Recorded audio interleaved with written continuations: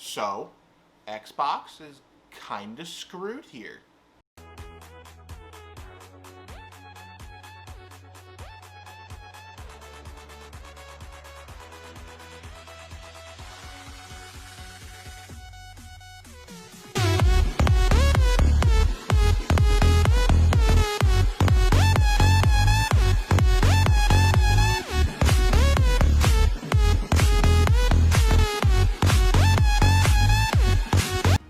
Hello everyone, my name is Nick Owens, and today we're going to be talking about Halo, the delay to 2021. This is going to not be fun for any Xbox fan. I'm 100% convinced of that. Before we get into the topic, I want to give a quick disclaimer.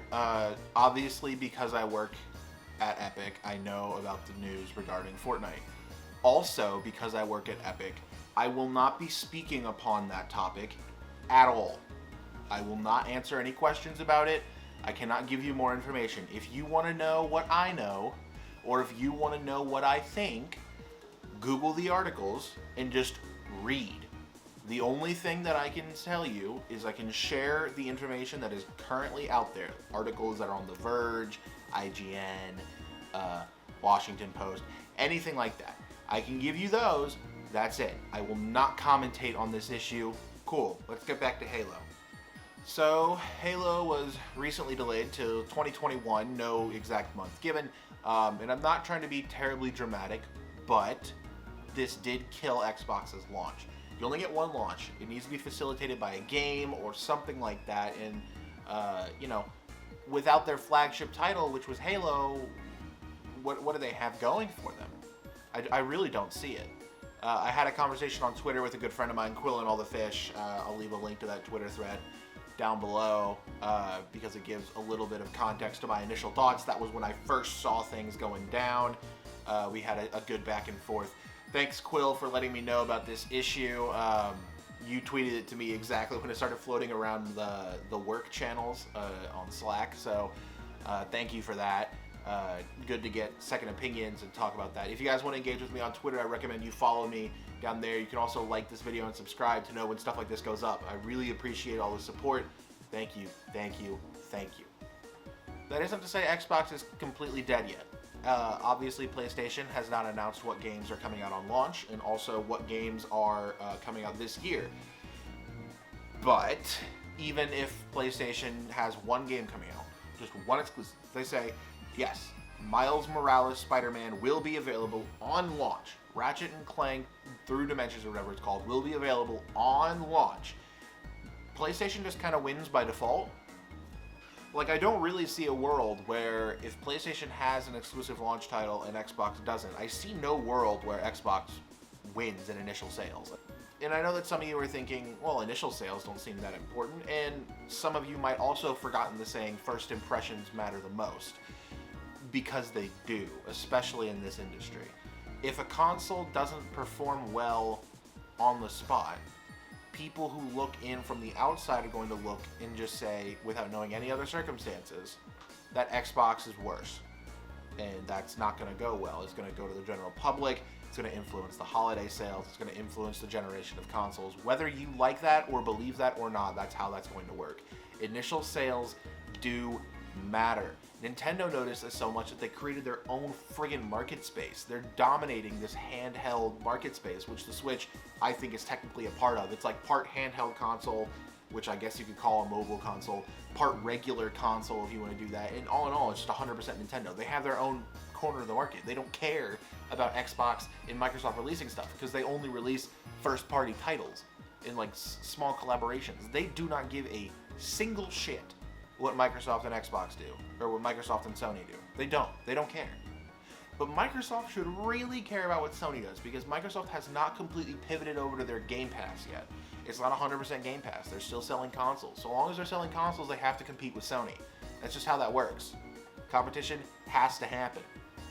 But if Sony keeps releasing exclusives that Xbox doesn't have, or they keep releasing exclusives on launch and Xbox doesn't release anything on launch, then Sony just wins by default. There's really no other way to say that. They just kind of dumpster everything.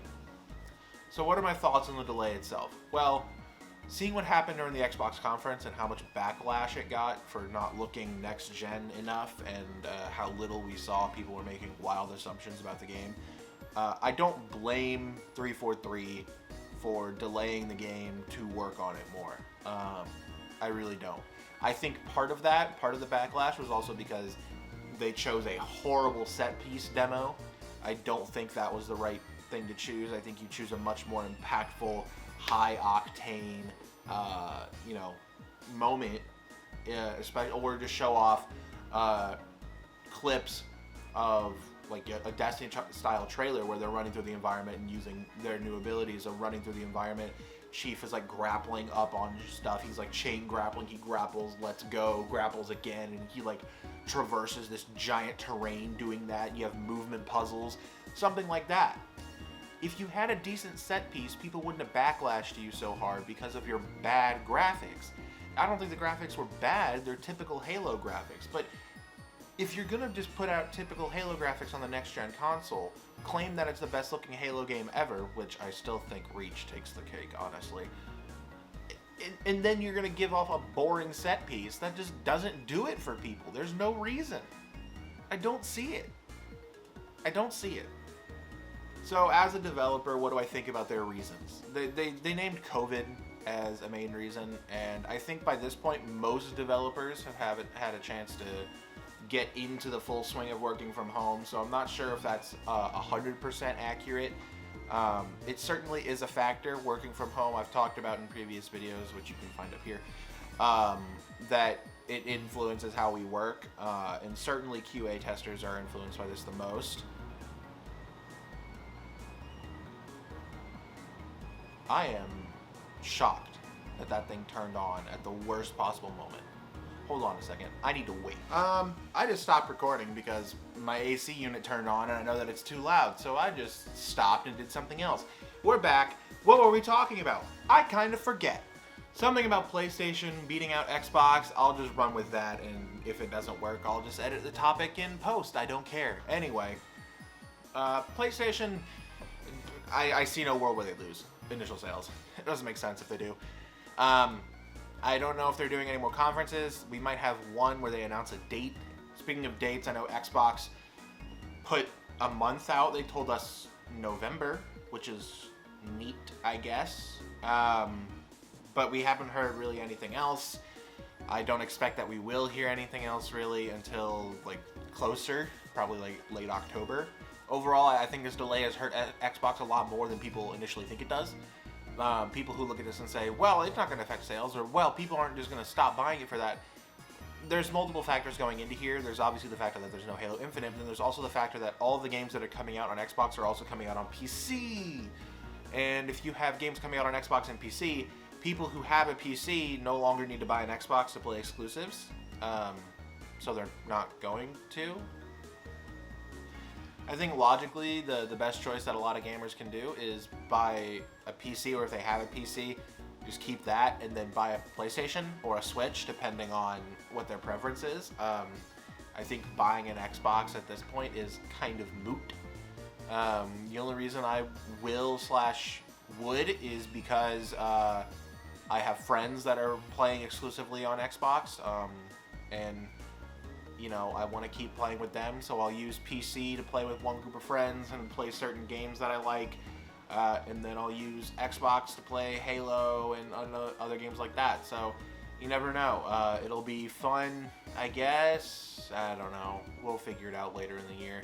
Thank you all for watching. I think this last part of the video is pretty weird. I don't even know how long this video is. Probably something like 9.5 or 10.5 minutes or something like that. Thank you guys so much for watching. If you wouldn't mind leaving a like and maybe subscribing to the channel, I'd greatly appreciate it. Obviously, I post when my stuff goes live on Twitter, so if you want to retweet that and get people to see it, I'd be greatly appreciative. You know, I mentioned in the tweet that my video schedule is going to die a little bit. I stand by that. Next week, it looks like we're planning on working on a Saturday. I typically record these on Saturdays. I really don't see a world where I'm able to record a video next week. Next week will probably be a break week for me, although it won't be a break because I'll be working. It'll be like a hell week, but whatever. We'll get to that when we get to that. If you guys want to follow me on my Twitter, just to keep up with me, I'll put my Twitter card here. It's also linked in the description below, along with my other social media stuff. Obviously, I'm going to try and put out content. I'm going to put out a vlog of some sort at the end of this month on Labor Day weekend. I'm really looking forward to try to do that. Something I've never done before, something I want to do. We'll see how it goes. So I won't see you guys next week, but I'll see you the week after. And until then, I hope you guys live the best life we can in this condition. And I will see you all in about 2 weeks. Thanks for watching.